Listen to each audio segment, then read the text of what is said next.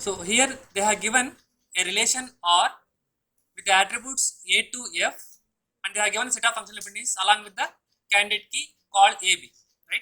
So now we need to find whether this particular decomposition relation is it in what normal form, right? So first what you have to do, we have to check with the lowest normal form, that is one normal form. So by default every normal form is in one normal form. What is the next level of normal form? 2NF. Whether it is in 2NF we have to check, right? So to check whether it is in 2NF or not, you have to identify whether there are any kind of partial functional dependencies or not. So partial functional dependencies means you have to first know the candidate key. Candidate key they have given here already. What might be the prime attributes? A and B. A and B are the prime attribute, right? Try to check any functional dependencies are there with A and B or not, right? So if you are able to observe here, A determines FC is a kind of a partial functional dependency. Similarly, B determines C is a kind of a partial functional dependency. Am I right? Yes. So must cross check whether AB is a candidate key or not. Is AB is a candidate key? They have given already. We need to just cross check. So if you are able to find out AB closer, you will get AB. From A you can get FC also. From C you can get D. From B you can get E. So all you are getting. So what they have given is perfectly correct, right? So we are able to observe that two partial functional dependencies are there. So the given decomposition relation is in not in 2NF. So we have to make sure to convert into 2NF. How can we do that? So take out each and every partial functional dependency first, right? What is A closer? A closer is A, F, C. From C you can get D. So I can directly say that this is relation R1. This relation R1, right? Now once we have written A is a candidate key, all the remaining things you can just cross it, right? So F, C and D, right? Next, what about another partial functional dependency?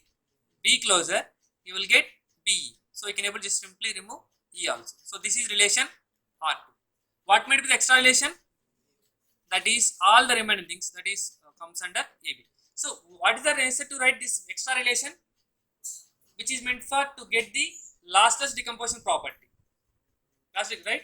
So if you are able to see, if there is no relation R3, what will happen?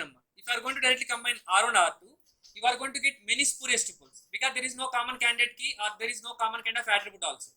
That's the reason you have to make sure to select one more thing, right?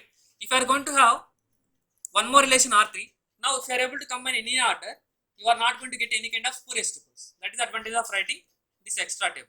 Now can we say that this now new relations is going to define 2NF? Yes, obviously they are in 2NF. Similarly, do it the fourth one. Candidate key here is AC. So prime attributes are A and C. Is there any partial functional dependencies are there? Yes. So this is a partial functional dependency, and C determines is also kind of a partial functional dependency, right? So once we identify partial functional dependency, we have to remove them. What is A closer? A, B, E is one kind of relation. I can call it as R1. So I can remove the E, I can remove the B also. Similarly, C closer, CD, which is relation R2, I can remove the D also. Now the leftover things can be considered as the new relation, that is yes. Now I can guarantee that this relation is in 2N, right? So listen this fifth one, which is important. You may get confused here. So the candidate key here is ABD.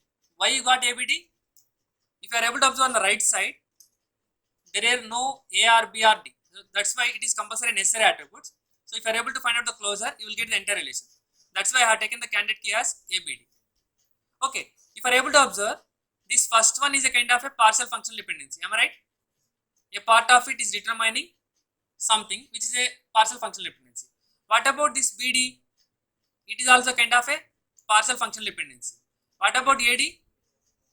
It is a kind of a partial functional dependency. Fourth one, partial functional dependency. What about H determines A? No, it is not a part. So it is not yielding any kind of partial functional dependency, right? So you may get here one point like full functional dependency. Up to now we have seen partial functional dependency. Full functional dependency means a part of the candidate key cannot able to determine something new, I can call that functional dependency as full functional dependency. Okay na? See, if I are able to observe here, when I am saying that this is partial functional dependency, if a part of x, that is x1, determining something, I can call it as partial functional dependency. If this x1 is itself is not going to determine anything, I can call this as full functional dependency. That's it. Opposite to partial functional dependency will be linked to full functional dependency. Okay, fine. Now, how can we convert this table into 2NF? By removing the partial functional dependency. So, for that reason, you have to find out AB closure. AB closure is A, B, C. Any other things are possible? I is possible. Very good. A, B, C, I are possible, right? So, if you find out A, B, C, I, so this is a relation R1. Good, right? So, you can simply remove. So, A, B has to be left over and you have to make the remaining strike off C and I. Right? Next, BD closure. If you find out the BD closure, you are going to get BD, E, F. This is relation R2. So, E and F are going to be striked off. Okay. Next, AD closure. AD, GH, I you are going to get. I you are going to get. From H you are going to get J also. So, this is relation R3. So, if you take the AD as a candidate key, GH, I is already striked off, J striked off, already striked off, right? D na, D is a candidate key, right? D is a candidate key. Why I am not going to strike it off? Because in the resultant relation, you have to make sure to write at least one of the attribute of the candidate keys, right? So if I am going to write only A, I am going to write, see, A means what? Which cannot able to determine anything new. But AD itself is going to determine. So that's why it is a candidate key. So to make this relation join with any other relation, if I would like to join R3 with any other relation, compulsory there should be some kind of common column. That common column, if it is A, what will happen? It may generate lossy decomposition because it is not a candidate key. That's why you have to make sure that AD is a candidate key. So you have to make sure that should be like a new thing. So if you take here the R4, so A. So let me conclude. So R3 is what? Eliminating this partial functional dependency. What about R4? A closure. A closure is AI. I is already anyway striked off. So this is R4. What about R5? All the remaining things. All the remaining things are what? A, B, D. Now if you are able to observe, this R1 to R4, if you are able to combine in any order, they are going to definitely generate lossy decomposition, right? So to make it lossless decomposition, you have to compulsory use it with the R5. If you are able to observe, so the reason why I haven't striked off the candidate keys, if you take AB you got. If you take BD, you are going to get BD. If you are going to take AD, this combination you are going to get AD. Or if you take A, you are going to get A. So all the things you can able to combine. So the reason is why I haven't striked off the candidate keys. Okay now. So this is the final relation. Now if you are able to observe, is this decomposition, is it in 2NF? No, right? This decomposition is not again in 2NF. So you have to make sure this. This is one of the gate question actually. This is not in decomposition, like not in 2NF. Why it is not into 2NF? If you are able to observe, AB is a candidate key here. AB is a candidate. If you are going to clearly write all the functional dependencies, one of the functional dependencies is again what? A determines I, right? In this particular R1, AB is a candidate key. A part of it is determining again I. So it is in not in 2NF. So when it is not in 2NF, again we have to decompose this relation R1 into multiple relations. Where you are violating at the R1 level, so you have to make it in multiple relations. What might be the values? You have to find out the A closure. What is A closure? AI. So this is R11. R11 means first relation R1, I have decomposed into sub relation called R11. Now what might be the other relation?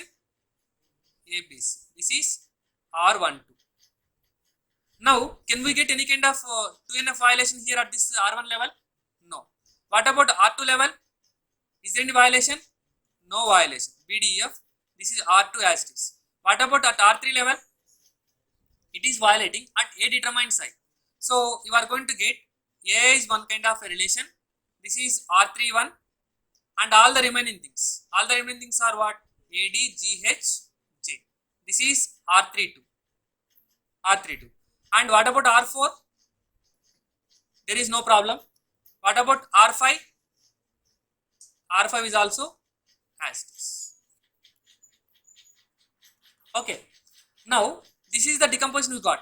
But if you are able to clearly observe, with the help of our relation, we can able to remove some of the relations. A is a duplicate relation which were occurring at many times.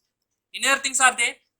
No. So, the final decomposed relations are ABC, BDEF, ADGH, J, AI, ABD. So, this decomposition will be a perfectly follows 2NF principles. If you are able to cross check in any order, those doesn't have any kind of partial functional dependencies, right? So once we remove the partial functional dependencies, we cannot guarantee that again there may not be partial functional dependencies. So we have to cross check once again to confirm whether partial functional dependencies are there or not. So that example will clearly show this. Okay, now fine. So try to do the another one.